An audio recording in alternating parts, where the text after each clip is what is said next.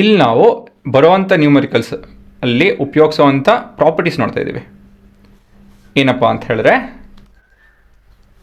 ನಮ್ಮ ಹತ್ರ x² + sin x dx ಈ ಸಮ್ ಆಫ್ ಫಂಕ್ಷನ್ಸು ಇಂಟಿಗ್ರೇಟ್ ಮಾಡಬೇಕು ಅಂತ ಹೇಳ್ತು ಅಂದರೆ I can integrate them separately.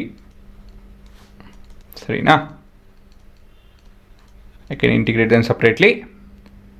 So this is your first property. ಈ ಥರ ಇಂಟಿಗ್ರೇಟ್ ಮಾಡಿ ಆಮೇಲೆ ಆ್ಯಡ್ ಮಾಡ್ಬೋದು ಅಂತ ಹೇಳಿ ಲೆಕ್ಕ. ಆಯಿತಾ? ಸಪ್ರಾಕ್ಷನ್ ಇತ್ತು ಅಂತ ಹೇಳಿದ್ರೆ ಸಪ್ರಾಕ್ಷನ್ ಕೂಡ ಆಮೇಲೆ ಮಾಡ್ಬೋದು. ಸರಿನಾ ಹುಡುಗರು?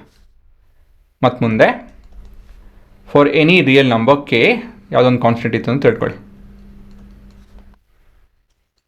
10x² dx. ಸೊ ಈ 10ನ ಹೊರಗಡೆ ತಕ್ಕೊಂಡು x² dx ಈ ರೀತಿಯಲ್ಲಿ ನಾವು ಇಂಟಿಗ್ರೇಟ್ ಮಾಡಿ ಆಮೇಲೆ 10 ಜೊತೆ ಮಲ್ಟಿಪ್ಲೈ ಮಾಡ್ಬೋದು ಅಂತ ಹೇಳಿ ಇದು ನಿಮ್ಮ ಎರಡನೇ ರೂಲ್. ಸೊ ಇದನ್ನ ಎಲ್ಲಿ ನೋಡ್ತೀರಾ ನೀವು? ಲಿಮಿಟ್ಸಲ್ಲಿ ನೋಡಿದ್ದೀರಾ. ನಮ್ಗೆ ಇದೆಯಾ? ಲಿಮಿಟ್ಸ್ನ ನಾವು ಇಂಡಿವಿಜುವಲ್ ಫಂಕ್ಷನ್ಗೆ ಅಪ್ಲೈ ಮಾಡ್ಕೊಂಡು ಆಮೇಲೆ ಆ್ಯಡ್ ಸಬ್ಟ್ರಾಕ್ಟ್ ಮಾಡ್ಕೊಬೋದು. ಲಿಮಿಟ್ಸ್ನ ನಾವು ಕಾನ್ಸ್ಟೆಂಟ್ ಹೊರಗಡೆ ತಕ್ಕೊಂಡು ಹೊರಗಡೆ ಇರೋಂಥ ಫಂಕ್ಷನ್ಗೆ ಅಪ್ಲೈ ಮಾಡಿ ಮುಂದುವರಿಬೋದು. ಯಾಕಂತ ಹೇಳಿದ್ರೆ ಲಿಮಿಟ್ಸ್ ನೋಡಿದ್ದೀರಾ ಎಲ್ಲೆಲ್ಲ.